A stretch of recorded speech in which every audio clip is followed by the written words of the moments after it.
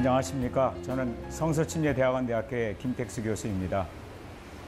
저희 학교 교수님들과 또 사운드 오브 명지, 이 명지대학교 솜팀들이 함께 이 필리핀에 와서 선교하려고 현재 필리핀에 와 있습니다. 오늘은 이 뒤에 보시는 것 같이 몬탈반에 있는 갈릴리 성서침례교회에서 저희들 오늘 섬기러 이곳에 왔습니다.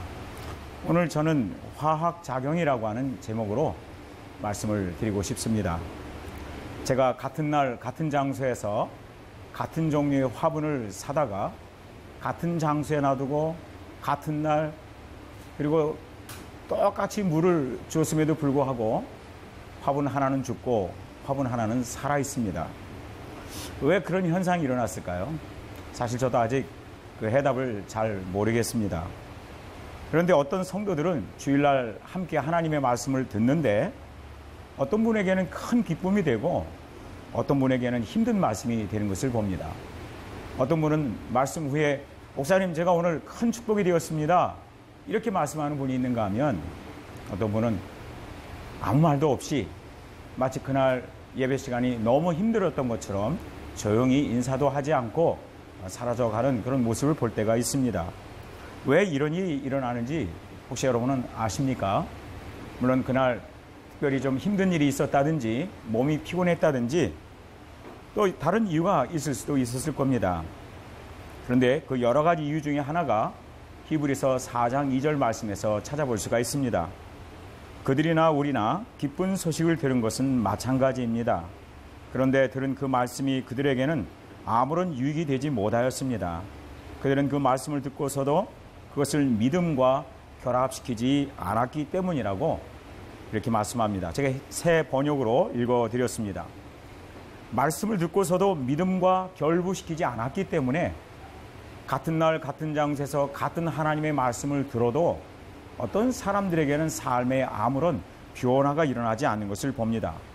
헬라어 원문의 의미를 좀 더 잘 표현한 번역은 개역 성경에 들은 말씀을 믿음으로 화합하지 않았기 때문이라 이렇게 저는 생각을 합니다.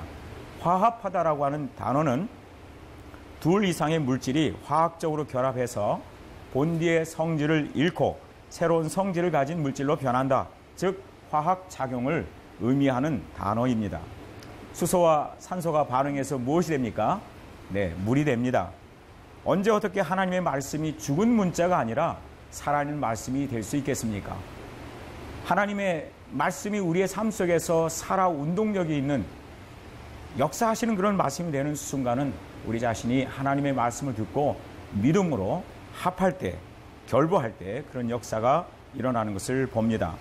우리가 하나님께 들은 말씀, 또 읽은 말씀의 믿음으로 함께 혼합하고 결합하고 잘 섞을 때 이 말씀의 화학작용이 내 삶에 일어나는 것을 봅니다. 많은 성도들의 삶에서 하나님의 말씀이 아멘 수준에 머물러 있는 것을 봅니다. 어떤 사람은 고개를 끄덕이고 감정적으로 동의하고 지적으로 인정하는 수준에 머물러 있기 때문에 하나님의 말씀이 그들의 삶 속에서 아무런 변화도 일어나고 있지 못한 것을 봅니다.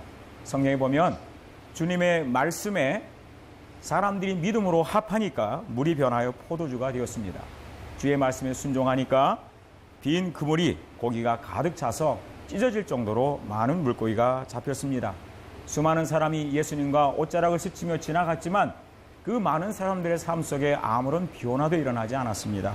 오직 한 사람 믿음으로 예수님의 옷자락을 붙잡았던 그 여인의 삶에 하나님의 치유의 능력이 흘러들어가 역사했던 것을 봅니다. 사도행전 4장 31절 말씀에 또 다른 화학작용에 대해서 말씀하는 것을 봅니다. 빌기를 다음에 모인 곳이 진동하더니 무리가 다 성령이 충만하여 담대히 하나님의 말씀을 전하니라 이렇게 되어 있는데요.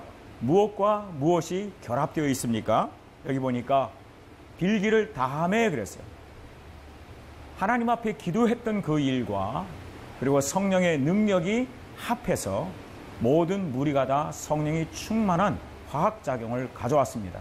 그 결과로서 많은 사람들이 담대히 두려움을 넘어서서 예수 이름으로 말하지도 말고 가르치지도 말라고 협박했던 그 어려운 환경을 넘어서 하나님의 말씀을 증거했던 그런 놀라운 역사가 일어난 것을 우리는 보게 됩니다.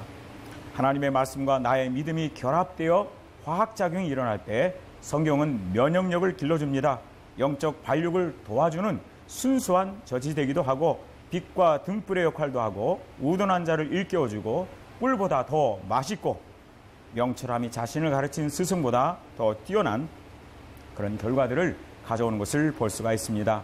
그러므로 다윗은 주의 말씀을 삶에 적용하기 위해서 시편 119편 148절에 주의 말씀을 묵상하다가 나는 뜬 눈으로 밤을 새웁니다. 이렇게 행복하게 고백을 합니다. 또 성경을 대할 때마다 이렇게 기도하며 말씀을 읽었습니다.